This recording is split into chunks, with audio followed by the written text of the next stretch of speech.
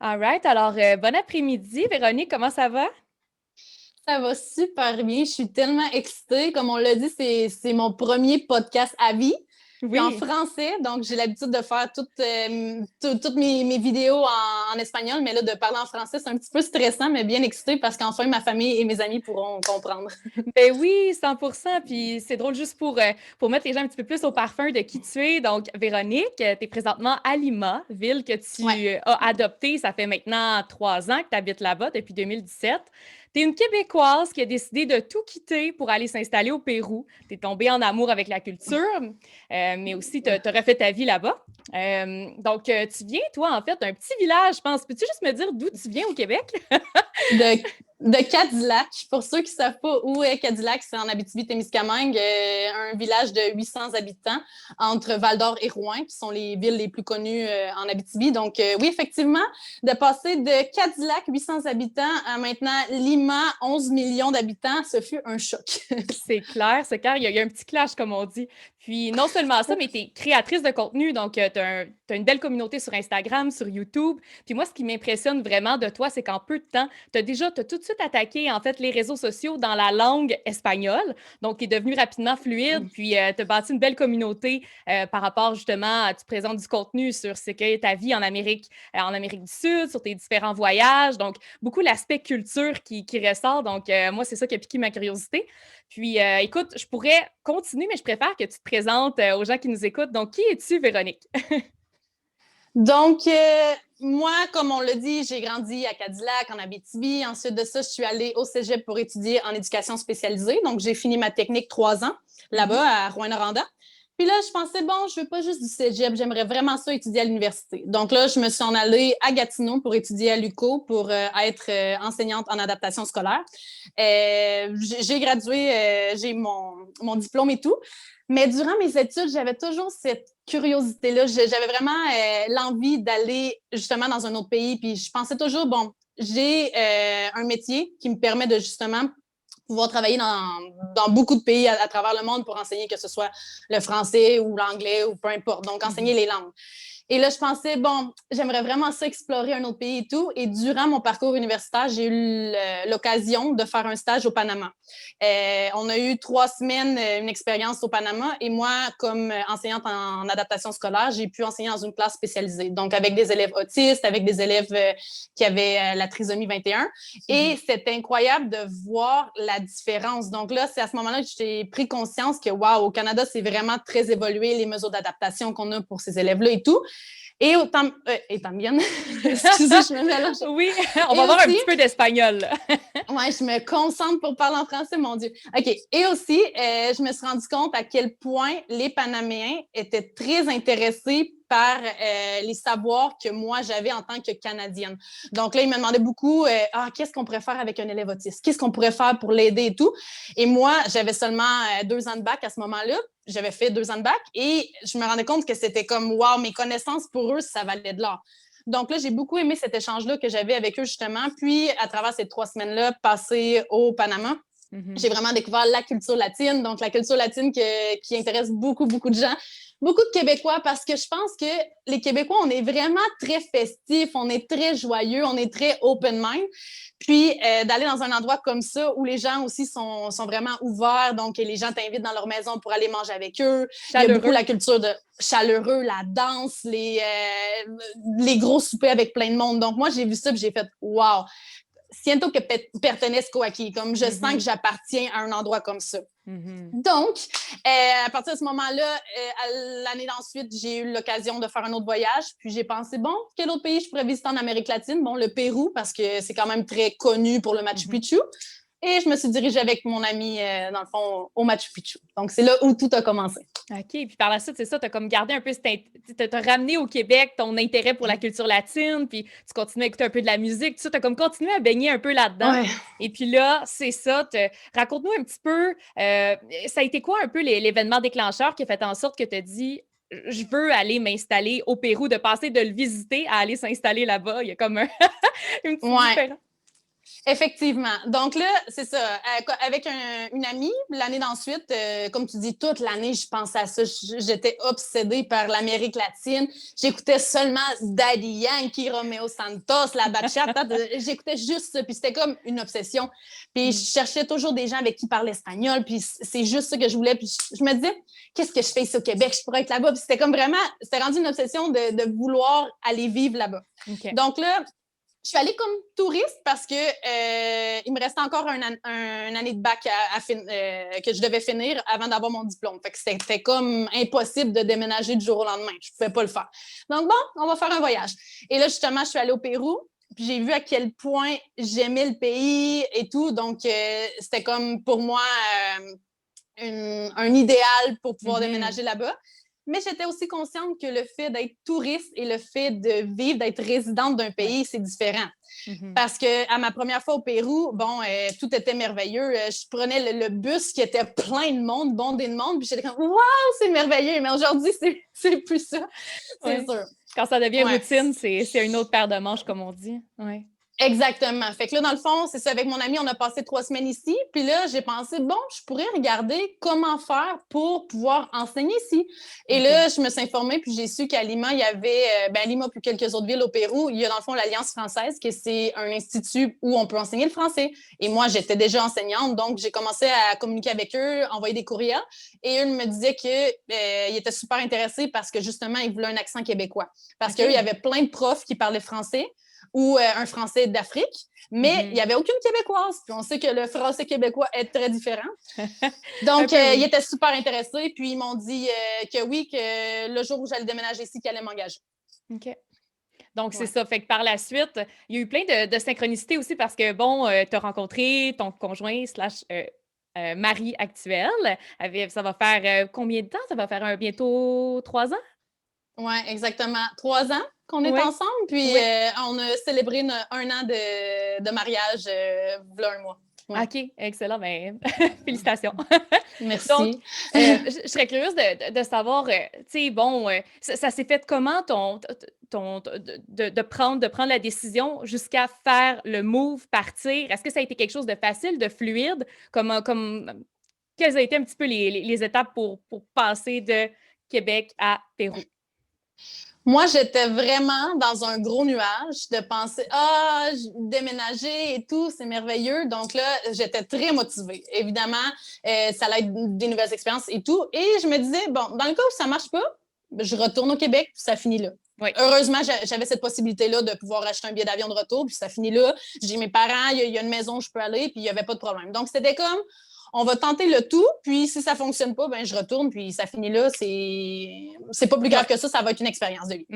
Donc là, à partir de ce moment-là, c'est un peu compliqué parce que là, comme je vous dis, comme je vous dis à tous ceux qui sont en train de nous écouter, c'est comme je te dis. Dans le fond, c'est ça, j'avais eu la possibilité d'avoir cet emploi-là. Ils m'ont dit qu'ils allaient m'engager et tout. Mais là, c'est comme, tu dois faire traduire tes diplômes. Tu dois organiser tous tes papiers au Québec avant de t'en venir au Pérou parce que si te manque un papier, ben là, tu peux pas retourner au Québec aller chercher ton papier. Fait que c'était comme bien compliqué ce côté-là. Puis tu essaies de trouver de l'information sur Internet. Tu t'en trouves pas, là. En Amérique latine, les sites Internet ne sont pas vraiment explicites. C'est pas comme au Québec, 1, 2, 3, les étapes que tu dois faire, c'est pas comme ça. Donc là, c'est un peu compliqué. J'essayais d'appeler. En tout cas, bref, au bout de beaucoup de stress, puis environ un bon 30 jours en train de faire ces papiers-là, j'ai fini par avoir tous les papiers dont j'avais besoin. Et là, c'était d'annoncer à mes parents que j'allais déménager. OK, ils n'étaient pas au courant encore.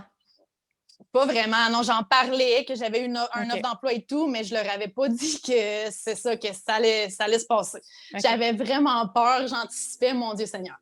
Puis aussi, je savais pas à ce moment-là, ça allait être combien de temps. Moi, je pensais, bon, c'est une expérience, on va y aller, mais peut-être ça va durer 1 an, peut-être ça va durer 6 mois, j'avais aucune idée. Fait que là, mais j'achetais juste un billet d'aller. Okay.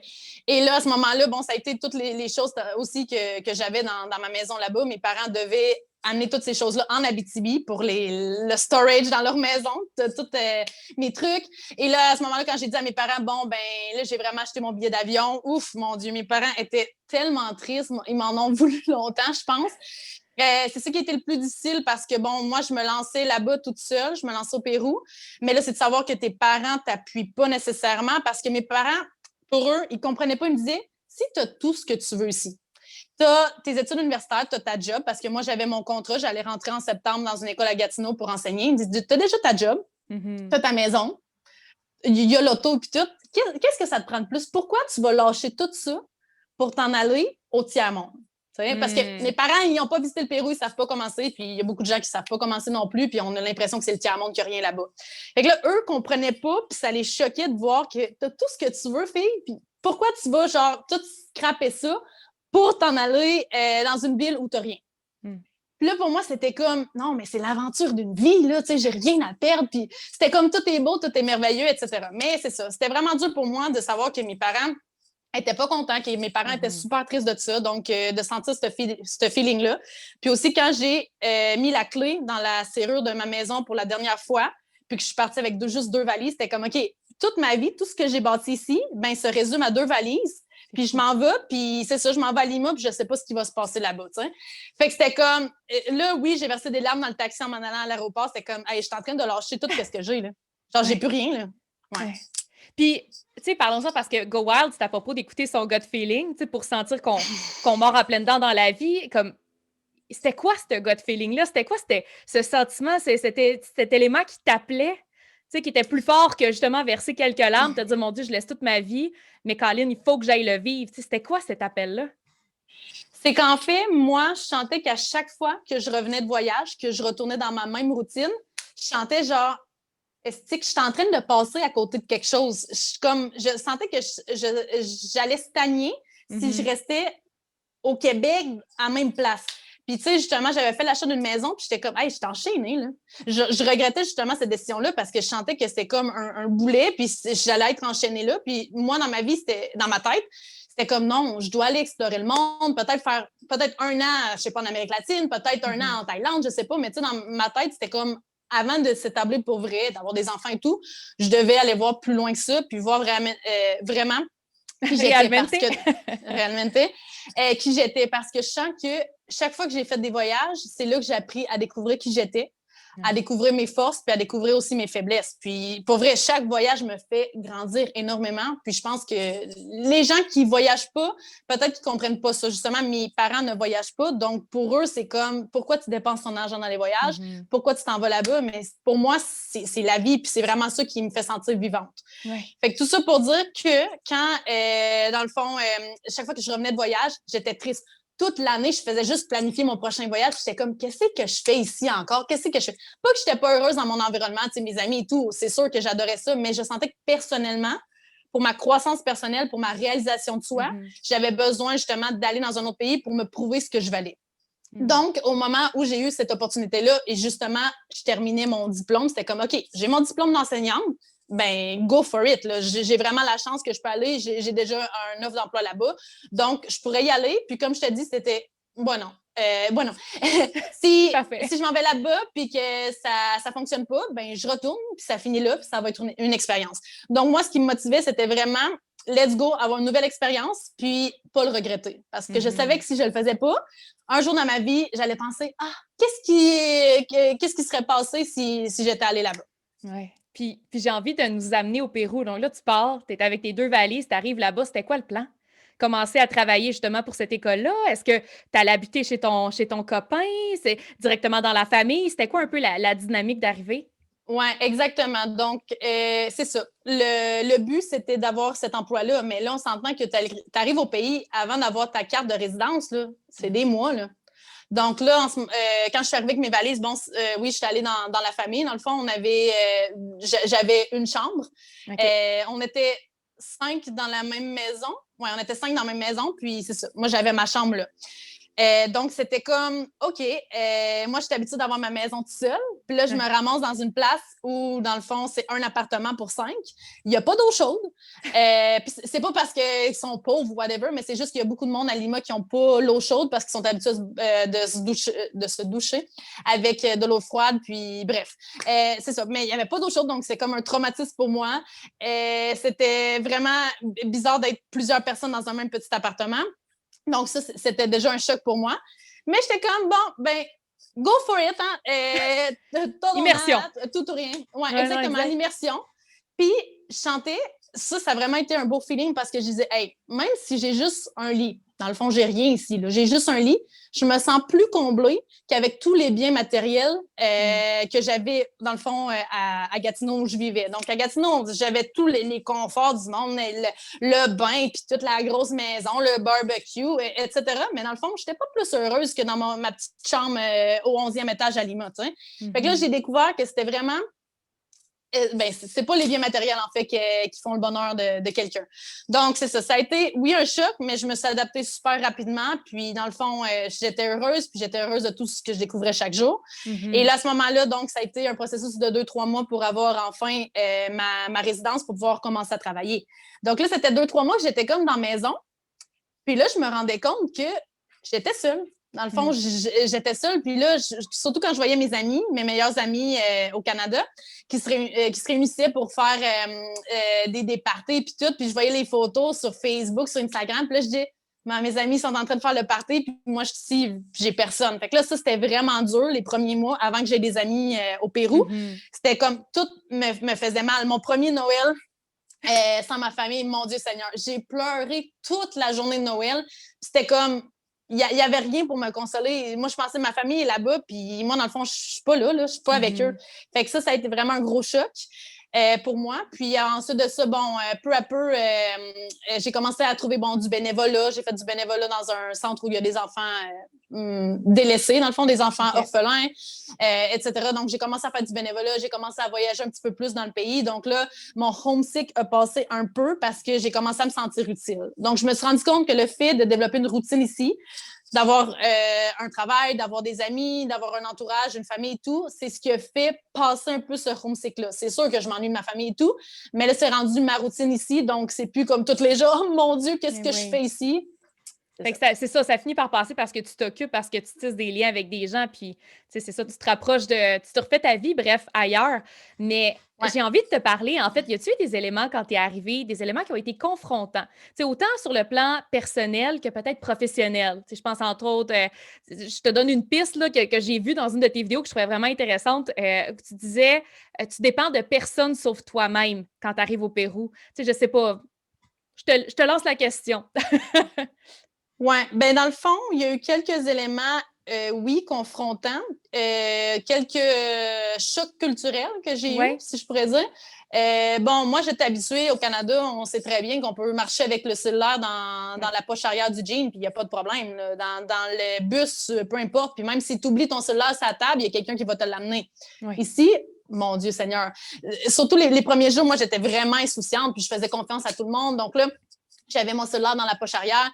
Puis là, les gens avec qui j'étais, la famille avec qui j'étais, mon copain et tout, me disaient non, ton cellulaire, là, vraiment, il faut que tu le mettes au plus profond dans ton pantalon, mais par en avant. Dans les taxis, on peut jamais avoir ou dans ton auto personnel, tu peux jamais avoir la fenêtre basse. Il faut toujours que la fenêtre soit très haute parce que sinon, quelqu'un peut mettre sa main.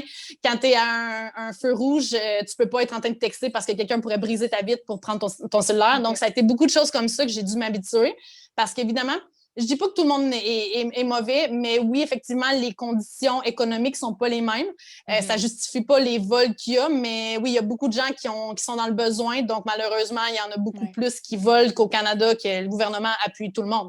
Et ça a été aussi un autre choc culturel de voir qu'ici, malheureusement, il y a beaucoup de personnes qui ont des problèmes physiques, des déficiences physiques, des déficiences mentales, qui se vendent des bonbons dans les rues parce que le gouvernement n'appuie aucunement. Évidemment, ils ne payent pas autant d'impôts que nous, on paye au Québec, mais je veux dire, l'éducation, si tu vas dans des écoles publiques, l'éducation est pas la meilleure, les profs s'absentent et tout. Si tu veux du privé, il faut que tu payes vraiment trop d'argent, puis la plupart de la population, la plupart des gens n'ont pas les moyens de payer ça. Le système de santé non plus est pas gratuit, donc c'est vraiment... Ça a été très confrontant de penser que moi, au Québec, j'avais tout ça. Mais tu sais, je pense que oui, ça, c'est des petits éléments chocs culturels, des éléments qui sont confrontants, mais il y a tellement de positifs, puis c'est ça qui fait que tu restes au Pérou puis t'en parles avec tellement de positivité. Puis, tu sais, ça m'amène un petit peu à la question de la langue, parce que en peu de temps, Véronique, honnêtement, on t'écoute, t'es fluide, il n'y en a pas de problème, puis tu crées du contenu de qualité. Je serais curieuse de savoir comment ça s'est passé, cette idée de commencer à créer du contenu en espagnol et non pas en anglais ou en français. Ouais, ben c'est ça, comme tu dis, oui, malgré ces petits éléments-là qui sont des éléments chocs auxquels maintenant je suis habituée, puis c'est ça, effectivement, le Pérou est merveilleux, puis c'est pour ça que je reste ici. Puis justement, j'ai décidé de créer du contenu pour montrer aux gens la beauté du pays, parce que dans le fond, quand j'ai décidé de déménager ici, il y avait beaucoup de gens qui ne comprenaient pas.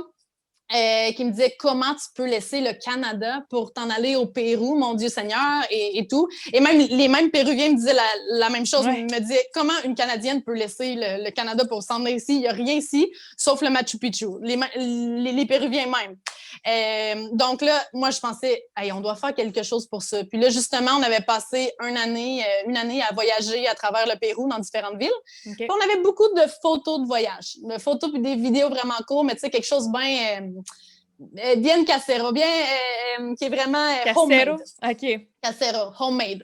Fait que là, c'est ça. Fait que dans le fond, du jour au lendemain, on a décidé, on va tout coller ça, copier-pegar dans un même vidéo, toutes mettre nos photos ensemble avec une petite musique bien cute. On va mettre ça sur YouTube pour que ma famille, mes amis puissent voir la beauté du pays et puissent en apprendre davantage sur le pays. Donc, quand j'ai mis mon premier vidéo en ligne, ça a été tout un boom. Mais dans ce temps-là, je pensais que c'était vraiment un boom parce que c'était 1000 vues en une journée. C'est comme, oh my God, 1000 vues, comme je suis vraiment famous. Puis là, ça a été wow, ben il y avait un bel intérêt des gens, mais au début, c'était vraiment les membres de ma famille, mes amis et tout. Puis ça s'est partagé pas mal.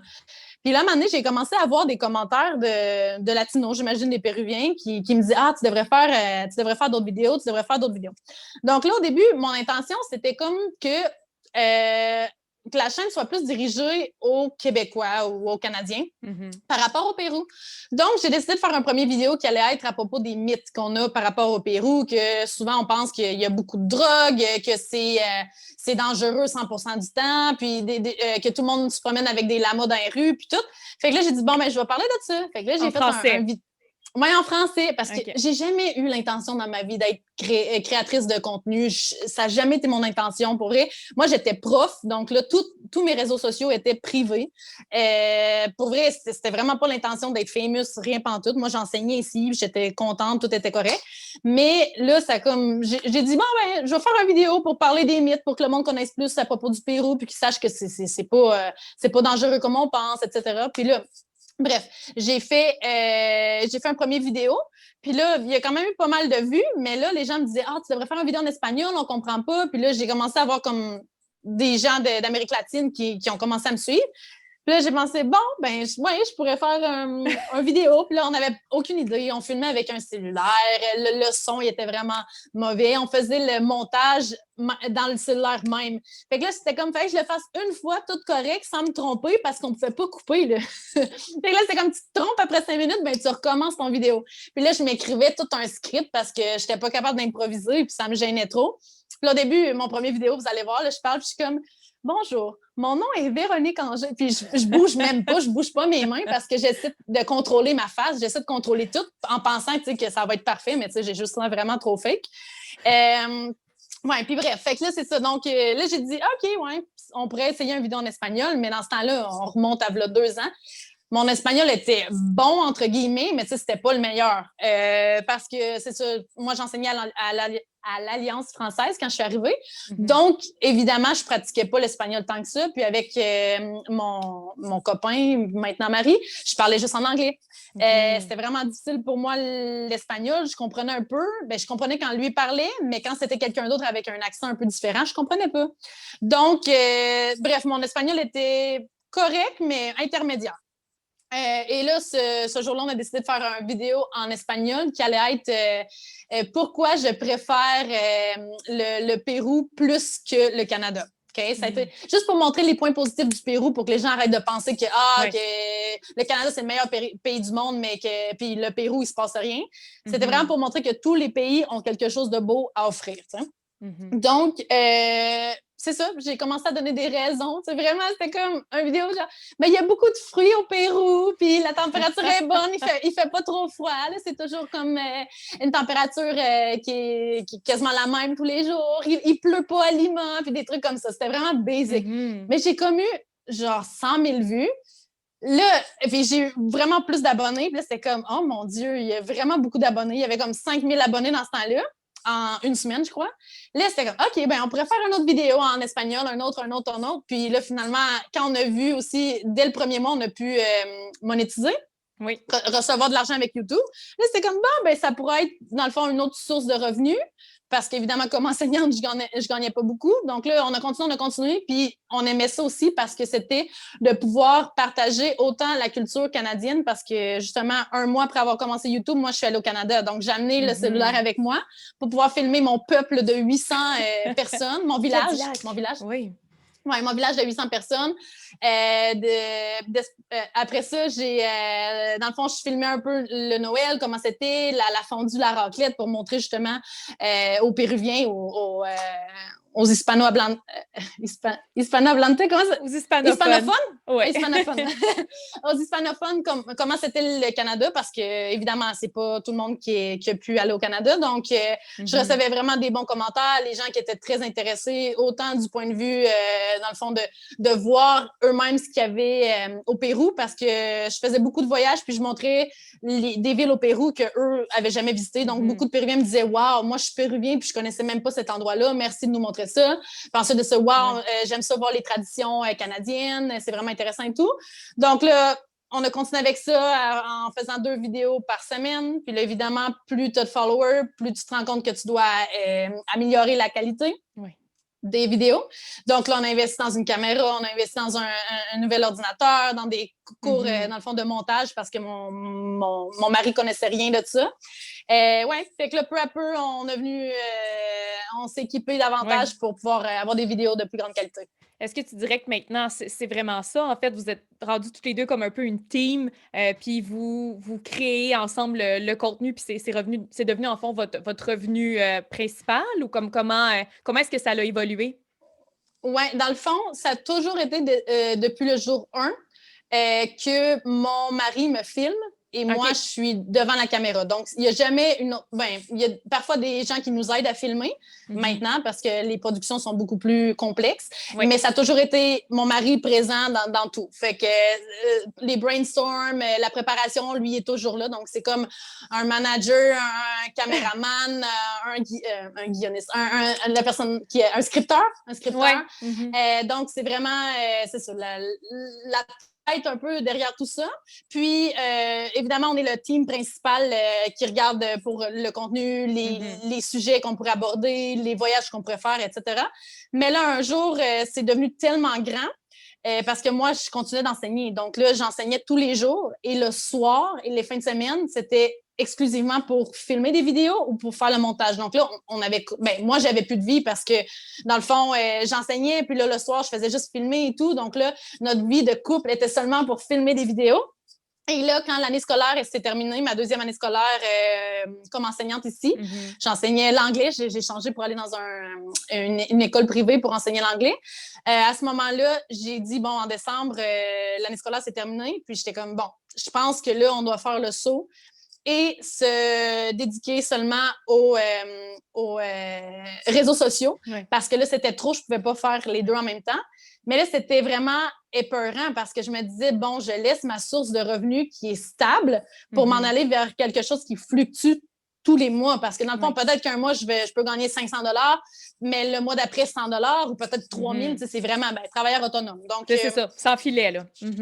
Exactement. Donc, c'était vraiment ouf. Ça a été quelque chose de lâcher l'enseignement pour m'en aller seulement vers les réseaux sociaux. Mais finalement, ça a été la meilleure décision parce qu'à partir de ce moment-là, on a commencé à voyager. Donc là, on avait voyagé Brésil, Argentine et tout. Bon, là, la pandémie est arrivée après ça, justement l'année où on était seulement avec les réseaux sociaux. Mais c'est ça nous a permis de faire du contenu encore plus de qualité parce qu'on avait beaucoup plus de temps, d'avoir des idées beaucoup plus élaborées. Et aussi, bon, à partir de ce moment-là, c'est devenu tellement gros qu'il a fallu engager des gens. Puis aujourd'hui, tu sais, on s'entend, là, j'ai une chaîne YouTube de seulement 200 000 abonnés, plus ou moins, mais je dois engager 3 personnes pour travailler avec moi. Donc, tu sais, ça a l'air de rien, mais c'est vraiment beaucoup de travail parce qu'on veut maintenir la qualité. Oui. Donc, c'est ça. Fait que, bref, on a 2 personnes qui font les montages maintenant des vidéos parce qu'évidemment, mon mari peut le faire, mais c'est pas aussi professionnel que si c'était quelqu'un qui a étudié ça. Puis on a aussi quelqu'un qui gère, qui gère les réseaux sociaux. Donc, c'est ça. C'est vraiment, c'est big, là. Oui, oui, c'est ça. Ça devient littéralement comme une business, une compagnie. Puis, tu sais, Ouais. en fait, j'ai envie de sauter peut-être à ta compagnie que tu viens récemment de lancer ou que c'est des casquettes avec un petit côté en dingue, comme une broderie que je trouve magnifique. Ça, c'est un nouveau projet que tu as commencé récemment? Oui, exactement. Mon mari est bien businessman, vraiment OK. businessman. Fait que là, on est allé à Cusco, l'endroit où il y a le Machu Picchu proche de là. Et il y a beaucoup de ces tissus-là qui sont andins, vraiment là, super, super beaux, plein de couleurs et tout, qui sont faits à la main. Et là, il a dit, on pourrait les acheter. J'aimerais ça. Au début, c'était pour mettre sur notre lit.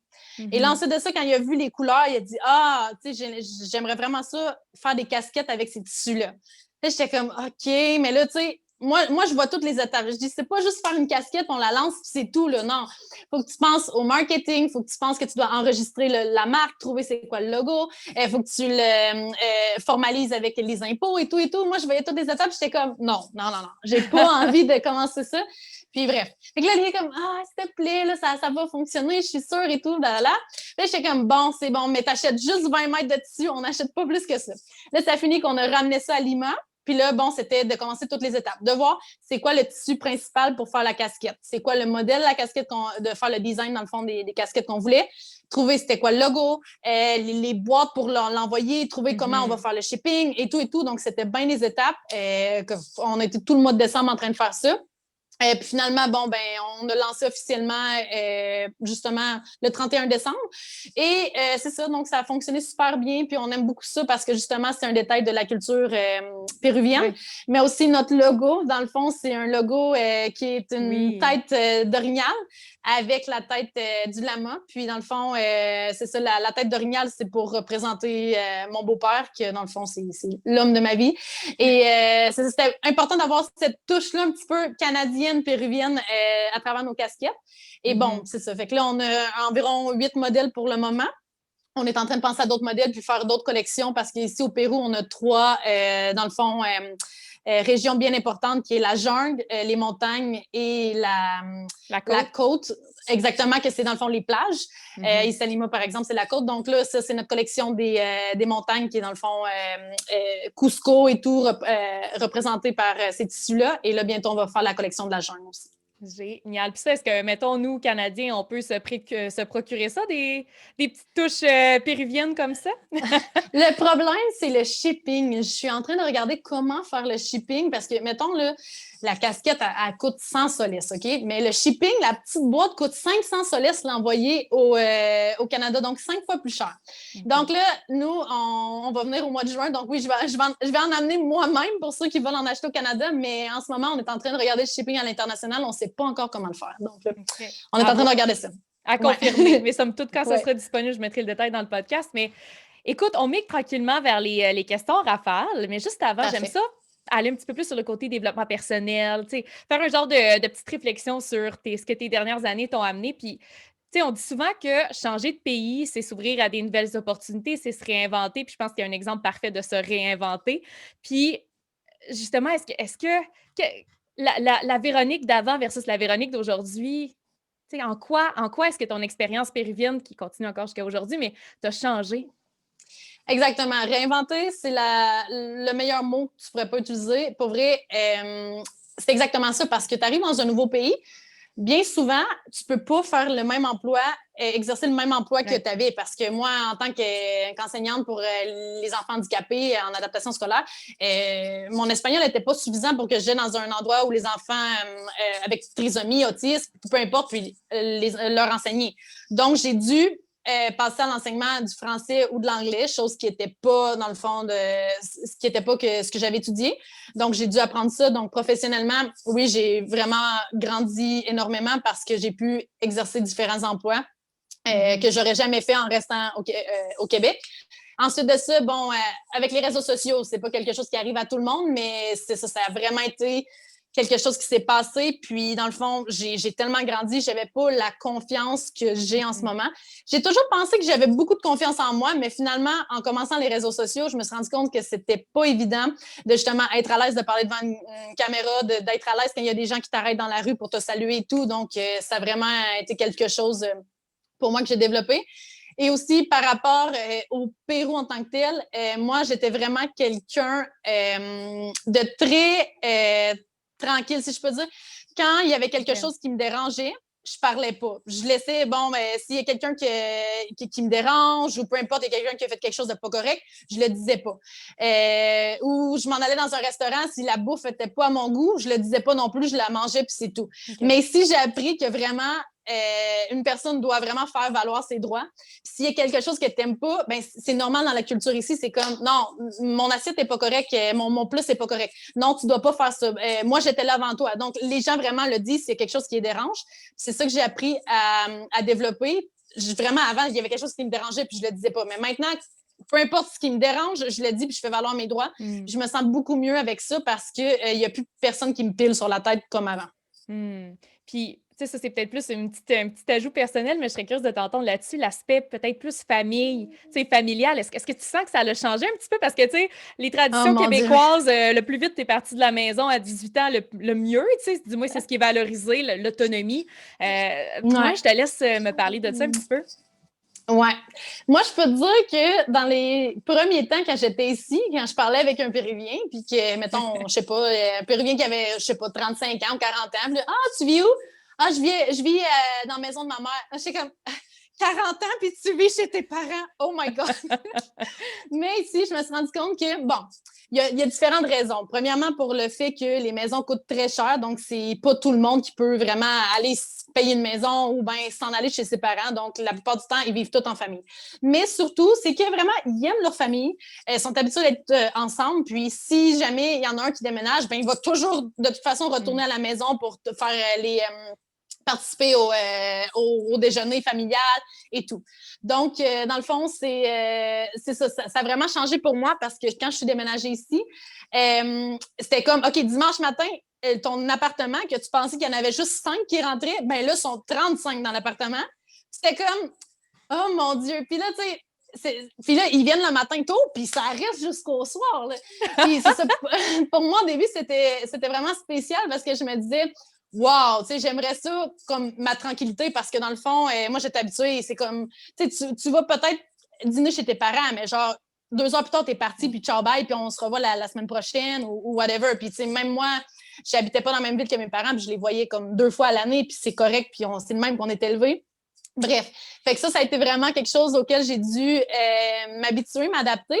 Mais je te dirais que maintenant, j'aime vraiment ça. J'aime ça, cette ambiance-là familiale. J'aime aussi l'entraide qu'ils ont entre eux. Donc, c'est ce que je me suis rendu compte de ça, que, je sais pas, la sœur de mon mari a besoin d'aide. Ben, mon mari, il va même pas le penser 2 fois. Il va prendre son auto puis il va aller l'aider. Même si c'est quelque chose qui va prendre toute la journée, ben, il va le faire.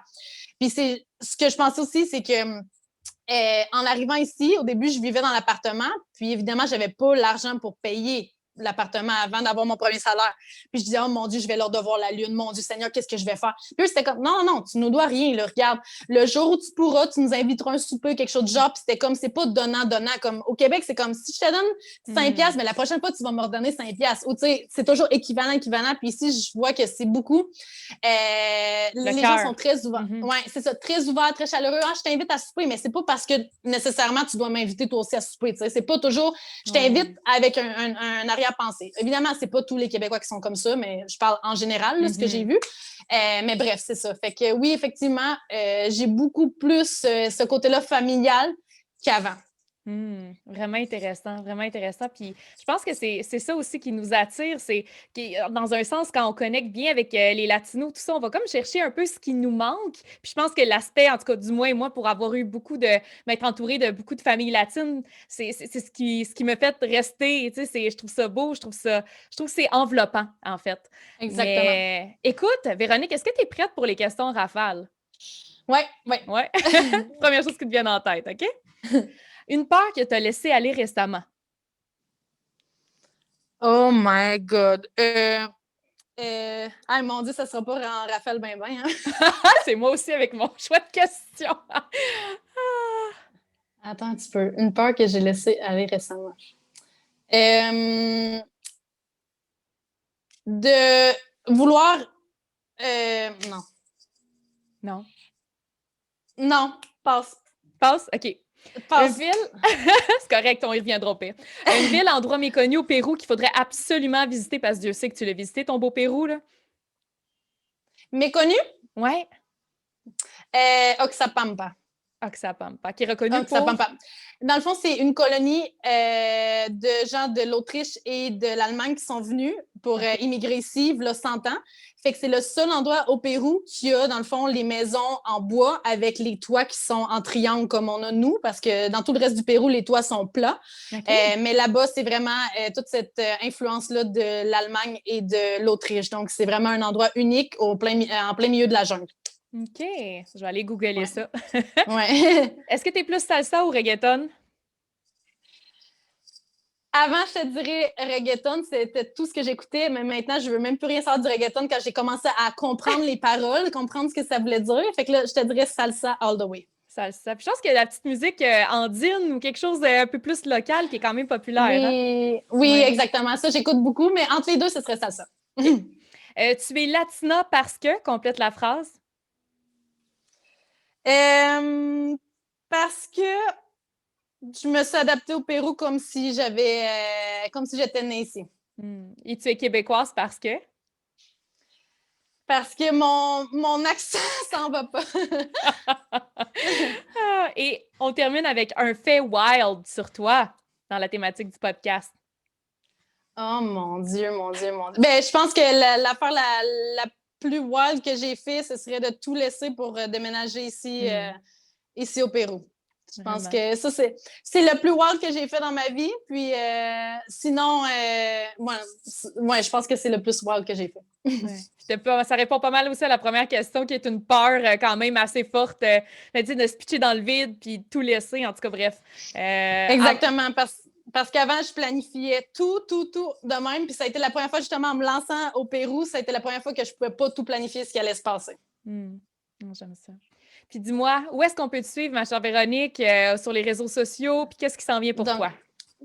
Donc, c'est genre Vengers 1. Ben, dans le fond, V Angers 1 sur Instagram. Véronique Angers sur YouTube et Véronique Angers fanpage sur Facebook. Et ce qui s'en vient pour moi, un voyage bientôt, quelques voyages qu'on fait évidemment au Pérou pour pouvoir créer du contenu. Donc là, on est beaucoup dans une thématique de voyage qu'on fait en ce moment. Heureusement, nous, la situation s'est beaucoup améliorée, la situation du coronavirus. Donc, on a été en quarantaine 110 jours. Okay. 110 jours, mais pas le confinement total, comme ils disent au Québec, confinement total, mais vous pouvez aller faire du ski, là, mais bref. Non, c'est vraiment, on a été enfermés dans la maison, qu'on ne pouvait même pas sortir à l'extérieur pendant 110 jours. Donc là, la situation s'est enfin améliorée. Puis là, nos aéroports sont ouverts. Le gouvernement encourage beaucoup le tourisme aussi à l'intérieur du pays. Okay. Et c'est ça. Donc, quelques autres voyages au Pérou qu'on va faire pour la chaîne. Génial. Donc, écoute, je vais te souhaiter des beaux voyages, je vais te souhaiter de la belle création de contenu. Je continue à te suivre, puis en espérant pouvoir se procurer la belle petite casquette quand tu vas être de passage au Québec. Oui. Oui, merci beaucoup. Merci, bye. Prends soin de toi. Bye, merci.